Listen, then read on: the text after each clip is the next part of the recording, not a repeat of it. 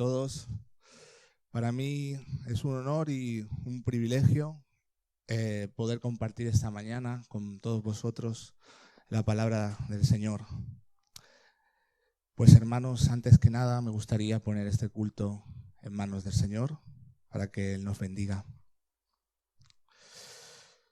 Bendito Dios, te damos muchas gracias, Señor, porque tú eres un Dios bueno, porque eres un Dios misericordioso, Señor. Gracias por esa cruz preciosa. Gracias porque a través de Cristo, Señor, has engrandecido tu misericordia hacia nosotros, Señor. Somos un pueblo necesitado de tu palabra, Señor. Somos débiles, Señor. Somos pecadores. Necesitamos que tú nos restaures, que tu palabra nos ilumine, Señor. Yo te pido que en esta mañana, Señor, tú me ayudes a traer tu palabra con fidelidad para la congregación, Señor. Que me ayudes en mi debilidad, Señor. Que las meditaciones que yo haga, Señor, sean gratas a ti, Señor. Que no me deje nada, que no hable mis propios pensamientos, Señor, sino tu palabra. Y te pido, Padre, por aquellos que no te conocen, Señor, que tu palabra traiga salvación, Señor. Que traiga esa salvación a través de Cristo para el que no te conoce, Señor, se rinda ante ti. Y que los que te conocen, Señor, salgamos de aquí restaurados, animados, sabiendo de tu grandeza, de tu amor, de tu gracia y misericordia, Señor. Pues todo pedimos todo, Padre, en el nombre de Cristo Jesús. Amén. Bueno, hermanos, pues la manifestación del Creador. Ese es el título que le puse al sermón después de darle muchas vueltas. Y bueno, en esta mañana me gustaría hablar de temas importantes, ¿no? ¿Quiénes somos? ¿De dónde venimos? ¿Hacia dónde vamos? Son preguntas trascendentales. El hombre por sí mismo ha intentado responder a lo largo de la historia y lo ha intentado a través de diversas formas, de filosofías, ¿no? Ha intentado encontrar las respuestas al origen de la vida. A través de la historia sabemos que tenemos una diversidad increíble de mitología. Según el pueblo donde tú vayas, te vas a encontrar una historia distinta, ¿no? Por ejemplo, citamos a los griegos, que nos gusta mucho el griego, aquí en la iglesia, ¿no? Los griegos tenían un panteón de dioses inmenso, deidades humanas con debilidades, con pasiones, con vicios, ¿no? Por decir una, ¿no? Y así podríamos ir por cada cultura. Yo os animo a que hagáis una búsqueda por internet. Orígenes de la vida según la cultura. Y veréis cuántas historias distintas y qué raras, que más tienen que ver con los sueños del hombre que con lo que el sentido común nos podría llevar a deducir, ¿no? Hoy mismo, en nuestros días, nuestra amada ciencia, porque somos gente de ciencia, que quede claro que a los cristianos amamos la ciencia. La ciencia nos explica, a través de la teoría del Big Bang, que el origen de la vida viene porque en el principio de todo, la nada, sí, hermanos y amigos que nos visitáis hoy, la nada se comprimió toda en un solo punto y explotó. Vosotros me decís, ¿pero qué es la nada? La nada es nada. Pues esa es una explicación que nos dan la ciencia y que esa nada al explotar, ella sola se ordenó, creó materia orgánica, inorgánica y creó los planetas, lo colocó todo en su sitio, ¿no? Cuando tú les preguntas a ellos, ¿y qué originó esa explosión? Te dicen, no lo sabemos. Nosotros deducimos que pudo ser así, pero no lo sabemos. Bueno, hoy nos acercamos a la palabra de Dios, porque allí tenemos una respuesta. Es la respuesta que yo traigo hoy de parte de las Escrituras, ¿no? De parte del Señor. Nuestro Dios es un Dios relacional, es un Dios que decidió entrar en el tiempo, estar en contacto con su creación, para relacionarse con nosotros, para ser partícipe de nuestras miserias, de nuestras debilidades y ayudarnos. Os quiero dar un poco de contexto histórico, breve, sobre el motivo del Evangelio de Juan, porque hoy hablamos de Juan, ¿no? Los cristianos a cuales iba destinado la carta de Juan estaban enfrentando una severa persecución. Después de la caída de Jerusalén, que cayó en el año 70, los judíos se habían puesto muy rígidos, perseguían mucho a los cristianos y, entre otras cosas, ponían en duda la divinidad de Cristo. La divinidad de Cristo siempre ha sido cuestionada y los cristianos que han querido mantener una vida fiel también han sido perseguidos. Hoy en día no es muy diferente. Hoy en día el cristiano es perseguido por mantener una vida piadosa, por dar testimonio de su fe. Al año, hermanos, hay 100.000 muertos en países donde no se respeta el cristianismo. Es terrible. Es un dato terrible, pero es la realidad.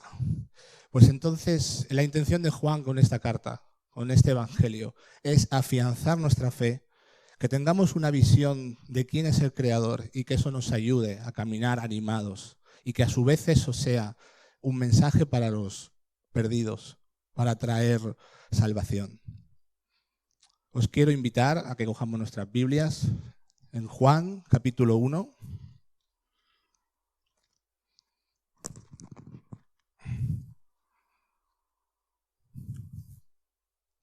Juan, capítulo 1. Hoy estaremos meditando sobre el versículo del 1 al 5. Si me acompañáis, hermanos.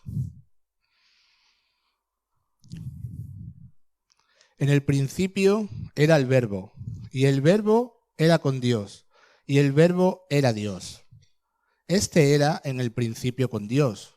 Todas las cosas por Él fueron hechas, y sin Él nada de lo que ha sido hecho fue hecho. En Él estaba la vida, y la vida era la luz de los hombres. La luz en las tinieblas resplandece, y las tinieblas no prevalecieron contra ella. Bueno, hermanos, Juan empieza directamente con una declaración imponente y coloca al Señor Jesucristo en la eternidad pasada. En el principio era el Verbo. En ese momento primigenio, donde Dios estaba creando todas las cosas.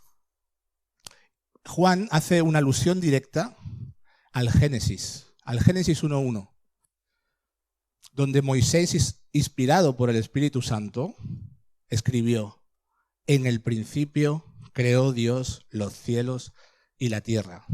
Es una afirmación gloriosa y maravillosa, donde vemos que en el principio el Verbo ya existía. Él es eterno, Él está fuera del tiempo. Jesús, como el Verbo de Dios, como nos dice Juan, es la expresión audible de los pensamientos de Dios. Padre, su naturaleza, su amor, sus caminos. Tal como nos dice el apóstol en el mismo capítulo, en el versículo 18, a Dios nadie le ha visto jamás. El unigénito Hijo que está en el seno del Padre, Él le ha dado a conocer. Por esto sabemos que en el momento de la creación, el Señor Jesucristo, el Verbo, no estaba solo. Con Él teníamos al Padre y al Hijo. Y la palabra que se traduce por Dios en Génesis 1:1 es Elohim, que es el plural del nombre divino. Es una palabreja hebrea, pero significa eso, la pluralidad de Dios. O sea que cuando Moisés escribió: en el principio creó Dios los cielos y la tierra, él estaba diciendo: en el principio la Trinidad estaba ahí creando los cielos y la tierra. Juan nos muestra que el Verbo dio origen a todo lo que existe. Él está detrás del accionar de la creación. Es la respuesta que buscan los científicos cuando dicen: oiga, ¿pero cómo empezó todo? No lo sabemos. Pues Él es la respuesta. Él está detrás. Él dio inicio a la vida. Juan sigue diciendo: el Verbo era con Dios. Esto nos indica que el Señor Jesucristo estaba cara a cara con Dios, en una relación íntima. El Verbo estaba con Dios, en una unidad que nosotros no podemos llegar a entender, porque esto es un misterio. Estamos hablando de temas muy profundos y tenemos que ser como los niños, ¿no? Decimos, bueno, ¿cómo puede ser eso? El Verbo estaba unido íntimamente con el Padre, cara a cara con Él, siempre a su lado. Y esto nos muestra, Juan nos quiere mostrar como una foto de familia. Es una foto familiar. En el principio era el Verbo con Dios. Está ahí junto, ¿no? Y afirma siguientemente, y el Verbo era Dios. Esto es una afirmación, hermanos, gloriosa. Jesús, el Verbo, es Dios. Es algo que los cristianos de ese tiempo tenían que atesorar en sus corazones. Jesús, el Verbo, es Dios. Y esto, a su vez, esta afirmación refuta las herejías que ponían en duda su divinidad, ¿no? Desde el principio, ¿no? Se estaba atacando eso. Y los judíos rechazaban la idea de que en Dios hubieran tres personas. Nosotros, como cristianos, afirmamos que Dios es en tres personas. Creemos en la Trinidad. No significa que creamos en tres dioses.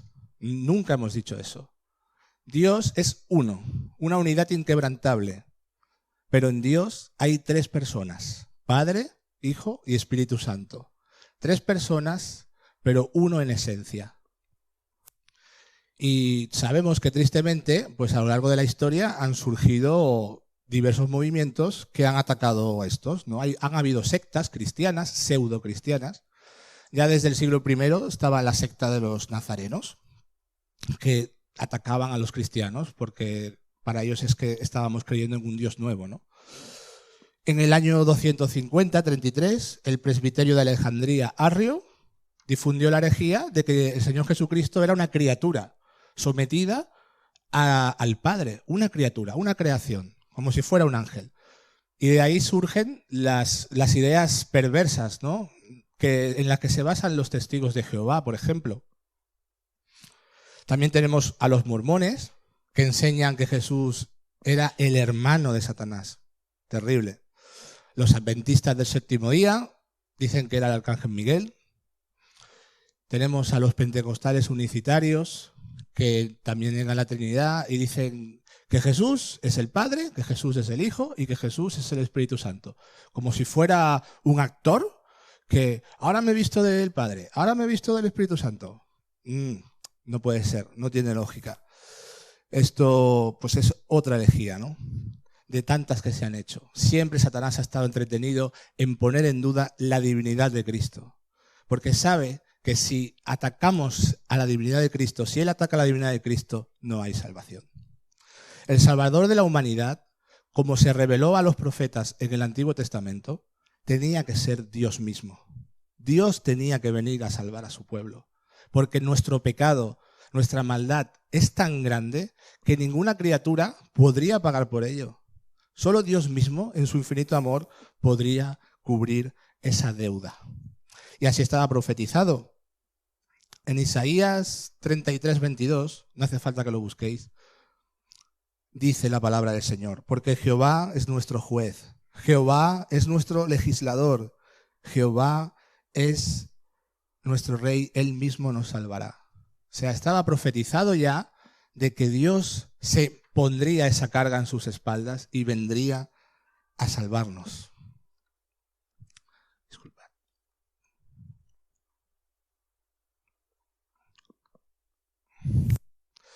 Pues seguimos avanzando en el texto, tal como nos dice Juan. Vamos al versículo 2. Y tenemos situado, ¿no? Dice la palabra del Señor, era en el principio con Dios. Ya tenemos situado al Señor Jesucristo. De esta forma podemos entender la secuencia de la vida, ¿no? De cómo el Verbo está en el principio, es coeterno con el Espíritu Santo y con el Padre, sin principio ni fin. ¿Sí? Siempre ha existido. El Verbo siempre ha existido. Él es la causa de todas las cosas. Y vemos como, si usamos nuestro sentido común, ¿no? Sabemos que los conejos no salen de las chisteras, hermanos. Lo sabemos, nosotros cogemos una chistera y está vacía, ¿no? De la misma manera, Si nosotros vemos un globo, no podemos pensar que un globo se hincha solo. Un globo tiene que haber alguien que lo infle y ese globo se hinchará, ¿no? Es la ley de la causa y el efecto. Es lo que yo quiero que pensemos. Que no hay nada que ocurra si no hay un detonante, ¿no? Nuestros pensamientos lógicos nos tienen que llevar a eso. Si vamos por la calle, por ejemplo, nos encontramos con un reloj, un Swatch de estos bonitos, miramos y pensamos, wow, tuercas, tornillos, qué engranaje más perfecto. Dan la hora al milímetro, ¿no? Pensamos, qué buen trabajo ha hecho el relojero, ¿verdad? Si vemos un cuadro hermoso, bien pintado, Las Meninas de Velázquez, por ejemplo. Qué hermoso, qué bien, qué cuadro tan bonito ha hecho el pintor, ¿no? Sabemos que tiene que haber un autor de las cosas creadas. Eso nos lo dice nuestro sentido común.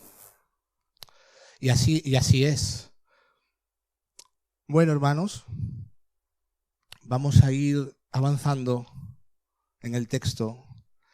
En Juan, en el versículo 3, nos dice, todas las cosas por Él fueron hechas, y sin Él nada de lo que ha sido hecho fue hecho. Está claro que hubo un momento en el cual no existía nada más que Dios. Dios está completo en sí mismo. Dios no necesitaba nada. Él, en su misma existencia, Él tiene una existencia plena de amor entre el Padre ama al Hijo, el Hijo ama al Espíritu Santo, el Espíritu Santo devuelve ese amor para arriba y así constantemente. Dios está completo, Dios es perfecto. Él no nos necesita para nada. Él ya era feliz en su eternidad, ¿no? El hecho de que el Verbo se encarnara es una muestra de condescendencia, es una muestra de amor que nosotros no podemos entender. Y es por su sobreabundante amor, por su gracia, que Él decidió entrar en su creación. Hermanos, es así. Todo lo que existe en el universo ha sido creado por el Señor Jesucristo. Desde el átomo más pequeño de la materia existente hasta las galaxias más grandes, todas ellas han sido creadas por el Señor Jesucristo. O sea que cuando nosotros miremos las estrellas por la noche, sepamos que hay un autor. Alguien ha creado eso, el Señor Jesucristo. Y es el apóstol Juan, haciéndose eco del Génesis, lo reitera, ¿no? Que Cristo es el autor de la creación. Él estaba en el principio ejecutando los pensamientos del Padre. Porque ¿cómo funciona esto? El Padre es, en jerarquía, es el mayor, ¿no? El Padre piensa, el Hijo habla y el Espíritu Santo da vida a todo lo creado. La Trinidad trabajó junta en la creación. Es maravilloso, ¿no? Ver la familia celestial, hagámonos ese cuadro, el Padre transmite sus pensamientos al Hijo, el Hijo va hablando lo que el Padre le va susurrando, el Espíritu Santo va dando vida a todo lo creado. Así fue. Es maravilloso, hermanos. Las cosas fueron creadas de esa forma, la Trinidad trabajando en comunión. No hay familia que trabaje mejor que la Trinidad. Hermanos, en el versículo 4 nos dice, en Él estaba la vida, y la vida era la luz de los hombres. Vamos a detenernos un momento aquí, porque este texto, todo es muy rico. Se podría hacer un sermón de cada versículo. Yo estoy intentando traer algo, ¿no? de todo lo que hay aquí, ¿no? Es una meditación muy profunda. Aquí Juan nos quiere mostrar un poco de lo que es el corazón de Dios. En Él estaba la vida, es decir, tanto la vida física como espiritual provienen del Señor Jesucristo mismo. Tanto lo físico como lo espiritual. Él es la fuente de la vida. Él es autoexistente, ¿no? Él tiene una vida independiente de su creación. Todas las cosas que le rodean, Él está fuera, no depende de nada ni de nadie. Y quería traer una imagen a vuestra mente. Cuando Moisés se encuentra con la zarza ardiente, la zarza no se apagaba. Él entra en terreno santo, se quita las sandalias y ve a esa zarza que ardía con un fuego espiritual. Que no, ¿de dónde venía ese fuego? No, nadie la prendió, no había nada que sustentara ese fuego. No se apagaba nunca. Esa es la idea. La vida que viene de Cristo se sostiene en sí mismo. Él es preexistente a la creación, ¿sí? Tengamos claro esto. Él es preexistente, Él ya existía antes que nada, coexistente con su creación, y Él dio origen a todo esto y es autoexistente. Es un poco un juego de palabras, ¿no? Coexistente, preexistente, autoexistente. Algo que se nos escapa. Son cosas gloriosas. Cuando Juan nos habla de vida, en Él estaba la vida, nos quiere enseñar de la vida como un principio, en el sentido absoluto. Vida como la tiene Dios. La vida que tiene Dios el Padre, Él mismo se la dio al Hijo, y el Hijo encarnado la revela al mundo, ¿no? Esa vida tan especial, que es la vida que transmite el Señor Jesucristo cuando salva a alguien, este tipo de vida, hermanos, es una vida que tiene asociaciones morales inseparables de ella. ¿Sí? Esto es muy importante, como la santidad y la rectitud. La vida de Cristo refleja la santidad y la rectitud de Dios el Padre. Sabemos que la vida del Señor en la tierra fue diferente a cualquier hombre. Él vivió una vida recta, justa, santa. Realmente, donde Él estaba, Él era la luz. Él amó a su prójimo, verdaderamente. Él ayudaba al pobre. Él se acercaba al quebrantado, lo levantaba, le daba palabras de ánimo. Esto chocaba directamente con la hipocresía de los líderes religiosos de esa época. Qué fácil es decir que amo a Dios y paso por delante de un necesitado y giro la cara, ¿no? El Señor Jesucristo, su vida, su forma de actuar, chocaba con todo lo que había en esa época. Y hermanos, yo quiero traer una pregunta, una serie de preguntas en esta mañana, para que meditemos en ella con seriedad. Nosotros que nos decimos creyentes, ¿estamos reflejando la vida de Dios en nuestros actos? ¿Amamos la santidad? ¿Queremos ser más santos cada día? ¿Amamos la justicia? ¿Nos deleitamos en la ley de Dios, hermanos? ¿Luchamos contra nuestro pecado? ¿Nos resistimos a él? ¿Somos capaces de amar incondicionalmente a los que tenemos alrededor nuestro? ¿A aquellas personas que necesitan nuestra ayuda? ¿Tenemos esa capacidad? ¿Estamos desarrollando ese amor hacia los demás, hacia el hermano? Y no solo hacia el hermano, hacia cualquier persona que lo necesite. ¿Somos capaces de perdonar las ofensas como hacía Jesús? ¿Estamos reflejando algo de esa vida de la cual nos habla el apóstol? Son preguntas que quiero que nos hagamos todos.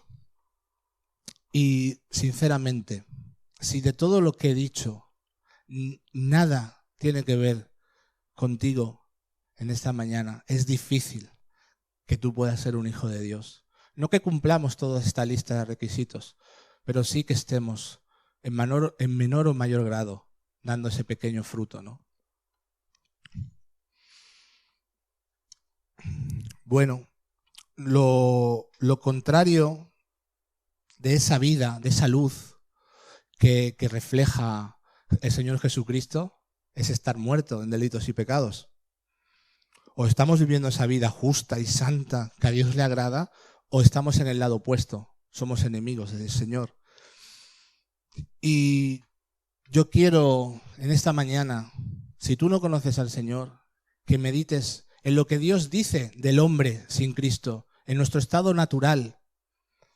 Vamos a ir a Romanos 1, 29 al 32. Nos dice, no hace falta que lo busquéis, hermanos, estando atestados de toda injusticia, fornicación, perversidad, avaricia, maldad, llenos de envidia, homicidios, contiendas, engaños y malignidades, murmuradores, detractores, aborrecedores de Dios, injuriosos, soberbios, altivos, inventores de males, desobedientes a los padres, necios, desleales, sin afecto natural, implacables, sin misericordia, quienes habiendo entendido esto, que el juicio de Dios, que los que practican tales cosas son dignos de muerte, no solo las hacen, sino que también se complacen con los que lo practican. Nuestro retrato sin Dios es triste, hermanos. Estar así es caminar directo hacia el infierno. No tenemos futuro. Si el Señor no interviene y nosotros estamos reflejando esa lista terrible de atributos que he dicho, vamos caminos al infierno, a la perdición. No hay esperanza. Por eso el Hijo de Dios se manifestó. Por eso el Verbo vino, se hizo hombre. Como dice Juan, la vida era la luz de los hombres. Esa vida de Cristo, esa vida que Él trajo, era lo que el hombre necesita, confrontarse con su pecado, ¿no? Su caminar por esta tierra era como la luz del sol, un rayo fulgurante, poderoso, una esperanza para el perdido. Por eso los religiosos de su tiempo no lo soportaban. Veían a Cristo y le rechinaban los dientes. Veían a una persona amando a otra a pesar de su maldad. Y decían, ¿cómo puede ser? Él es rabino. En una ocasión Jesucristo estaba sentado con pecadores, cobradores de impuestos, prostitutas, gente de la peor calaña. Él vino a mostrar misericordia. Él vino a mostrar perdón, gracia a esas personas, a los que reconocen su pecado. Porque el que cree que está sano no necesita ir al médico, ¿no? Pero el que conoce su pecado va a Cristo. Ante esto, como cristianos, nunca dejemos de preguntarnos, hermanos, ¿estamos siguiendo esa luz del Señor? ¿La estamos siguiendo? ¿Estamos siguiendo la luz de Cristo? ¿Nuestra vida es luz para los demás? Preguntémonoslo, hermano. ¿Nuestra vida, tal como lo estamos desarrollando en el trabajo, con los vecinos, con las personas que conocemos, es luz esa vida que tenemos? Maridos, ¿somos esa luz para nuestra esposa? ¿Estamos guiando a nuestra esposa y a nuestros hijos al Evangelio para que puedan conocer al Señor? Tenemos que preguntarnos esas cosas.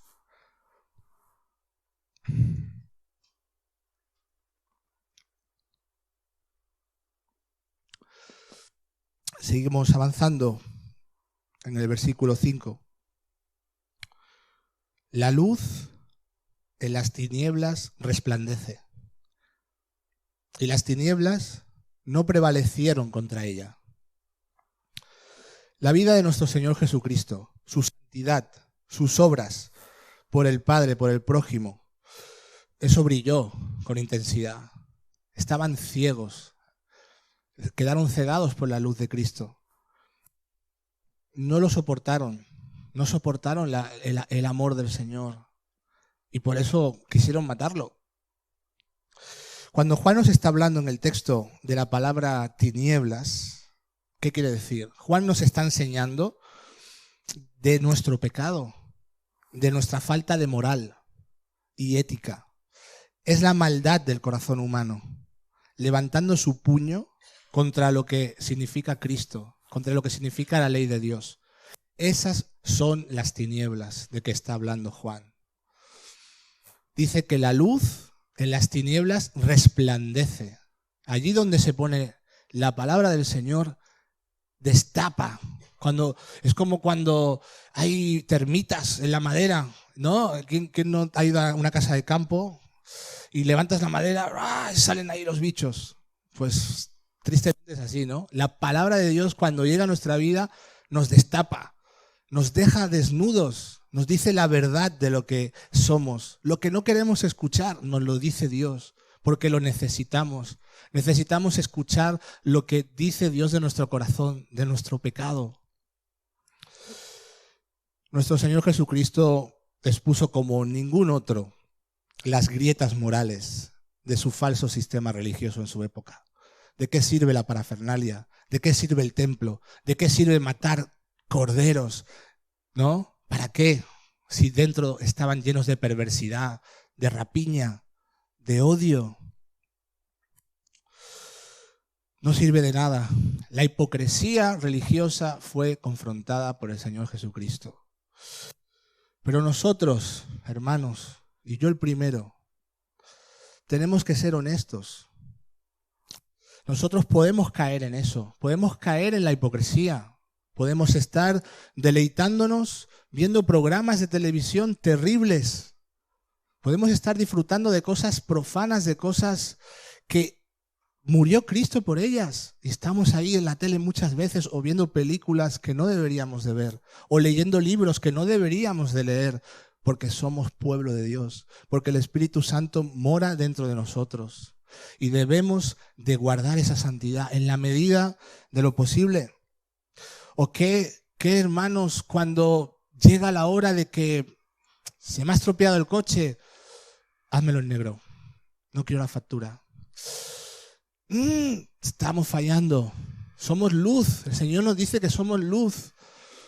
Tenemos que dejar esas cosas, hermano. Tenemos que ser fieles a nuestro llamado. Dejar la hipocresía de lado. O cuando sabemos que un hermano necesita ayuda. El hermano tal está necesitado, no le va bien, quizás no le llegue para comer, pero bueno, yo me voy a ir al Por Aventura. Ayudemos a los hermanos, no demos la espalda al necesitado y menos a los de la familia de la fe. Eso es lo que tenemos que pensar todos. Dejemos, porque caemos, podemos caer, aquí nadie se libra de eso, todos podemos caer en un punto o en el otro. Y nos tenemos que preguntar, hermanos, ¿por qué se desarrollan esas actitudes en nosotros? Porque el cristianismo no es una lista de deberes. Tengo que hacer esto, esto, esto y ya estoy bien con Dios. No, la salvación es por gracia, por medio de la fe en Cristo. Pero nosotros tenemos que luchar con eso. En la medida que nosotros nos apartamos del Señor, de su palabra, dejamos de orar, dejamos de leer, todo eso nos trae oscuridad a nuestra vida. Por eso debemos de buscar al Señor, debemos de orar más, debemos de leer la palabra, llenar nuestra mente con la palabra del Señor. Lo tenemos que hacer, hermanos. Y el apóstol dice, las tinieblas no prevalecieron contra ella. Este mundo de maldad, esta sociedad hipócrita y religiosa, como estaba diciendo, no comprendió el mensaje de Cristo. Pero aunque ellos lo intentaron, ¿por qué? Fueron a por Cristo, fue torturado, fue apresado, quisieron silenciarlo. Durante toda la historia de la humanidad, los cristianos hemos sido perseguidos, no ahora, antes era peor todavía. Los cristianos han sido echados a los romanos, a los leones de los circos romanos, ¿no? Lo sabemos, hay una historia triste de mártires que han muerto por el testimonio del Señor. No les ha importado morir por el Señor, porque el verdadero Hijo de Dios, si tiene que dar su vida por Cristo, la dará. Es una señal de los hijos de Dios. El Hijo de Dios muere con el testimonio en sus labios. Intentaron acabar con él, pero no han podido. El mensaje del Evangelio ha llegado hasta nosotros. Nosotros estamos aquí hoy escuchando la palabra de Dios porque nuestros hermanos del pasado dieron su vida, dieron su sangre en el martirio. No han podido prevalecer las tinieblas contra la luz del Evangelio a lo largo de la historia, hermanos. Y es así. Amados hermanos, hemos tenido una pequeña visión de la majestuosidad de lo que es el poder, la santidad de nuestro Dios en la persona del Señor Jesucristo. Yo os quiero rogar que nos replantemos a la luz de lo que es el Señor, de lo que Él ha hecho, de quién es, de su poder, de su majestad, que nos replantemos nuestra respuesta al Evangelio. Si estamos respondiendo como Cristo se merece, como iglesia, como hermanos. Vivamos, hermanos, las demandas del Evangelio. Hay unas demandas, porque sí, la salvación es por gracia, es gratis, es un regalo, pero el que es salvo es capacitado para vivir esa vida agradable al Señor. Tenemos herramientas, tenemos la palabra de Dios. Luchemos contra el pecado, hermanos. Cristo es digno de que lo dejemos todo atrás, de que dejemos nuestra tibieza espiritual. Dejemos las cosas del mundo, todo aquello que nos distrae, las cosas que nos separan del Señor. Dejemos nuestra comodidad, porque muchas veces podemos hacer más y no lo hacemos. Hablo del Evangelio, de la iglesia, del servicio, porque nos acomodamos. Despertemos, hermanos. El Señor lo merece. En Él hay perdón, hermanos. A pesar de que si en algún momento, pues al pensar en estas cosas nos sentimos acusados, porque la ley de Dios es la que nos acusa, sabemos que en Cristo hay perdón, que en Cristo hay restauración. Vayamos a la cruz, hermanos. Volvamos a recuperar ese primer amor. Sigamos su luz.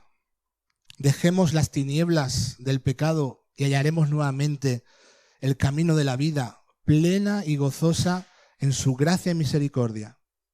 Cuando tenemos problemas, cuando tenemos tristeza, cuando caemos en depresiones, hermano, el motivo es uno: estamos lejos del Señor. No digo que un cristiano no se deprima, pero en Cristo está esa fuerza, ese consuelo que a pesar de nuestra debilidad, de nuestra tristeza, de los problemas que nos puedan abrumar, podemos sentir el consuelo del Señor cuando nos acercamos a Él. Si estás en esta mañana sin Cristo, mi querido amigo, tengo malas noticias. Si tú estás aquí en esta mañana y no conoces al Señor Jesucristo, tu destino es el castigo eterno. Es el infierno. ¿Por qué? Porque la paga del pecado es muerte. El Señor lo dice: nuestros pecados, nuestras transgresiones merecen el justo juicio de la ira de Dios. Es terrible. El Señor Jesucristo habló más del infierno que del cielo. Pero hay una buena noticia. A pesar de eso, a pesar de que sin Cristo estamos condenados, la buena noticia, como dice el apóstol, las tinieblas no prevalecen contra la luz de Cristo, no pueden vencer a Cristo. Por muy pecador que tú creas que eres, yo te invito esta mañana a que te rindas ante Cristo. No hay pecado grande que el Señor no haya pagado en la cruz. ¿Sí?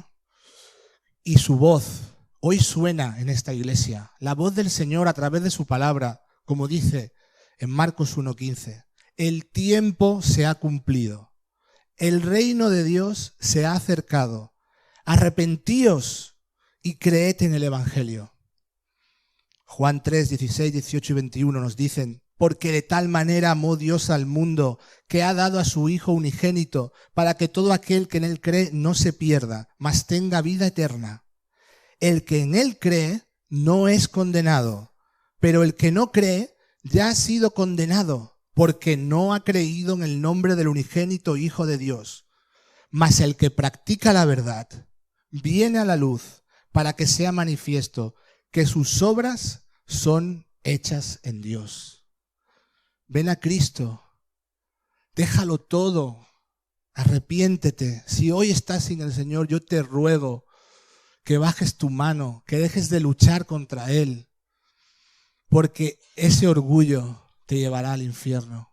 El infierno está lleno de gente orgullosa que rechazaron el Evangelio, que no querían saber del Señor. Yo te ruego, si estás hoy aquí y no conoces a Cristo, que te rindas. Arrepentirse es cambiar de camino. Ahora mismo estás yendo directo al infierno. Pero si miras a la cruz, reconoces tu maldad, te rindes ante el Señor. Señor, tienes razón. Soy malo, he pecado, he roto tu ley 1000 veces. Sé que es verdad lo que he escuchado esta mañana.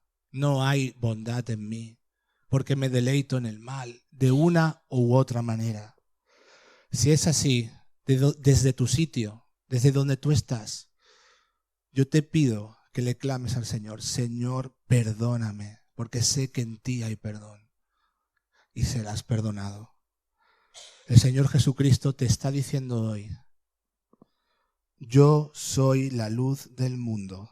El que me sigue no andará en tinieblas, sino que tendrá la luz de la vida.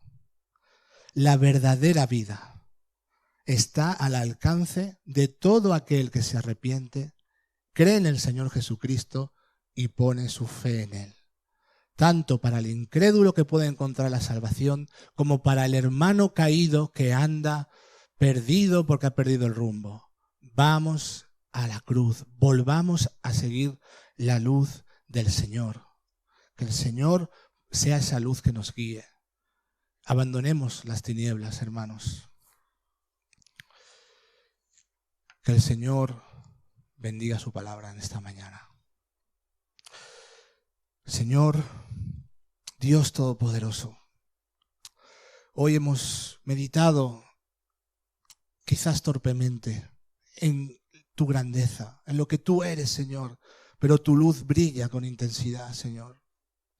Yo te pido, Señor, que tu palabra no vuelva vacía, que nos animemos, Señor, que los que te conocemos renovemos nuestro compromiso contigo, con tu evangelio, con tu iglesia, con vivir una vida digna, Señor, de ti, de tu sufrimiento, de lo que tú has hecho, Señor, por salvarnos. Que no tengamos en poco la cruz. Te costó todo, Señor. A ti te costó todo, Señor. Ayúdanos, abre nuestros ojos, nuestro entendimiento, para que podamos ver tu gloria, Señor. Que salgamos de aquí renovados, que salgamos con un compromiso nuevo, Señor, de buscarte, de recuperar el primer amor, Señor.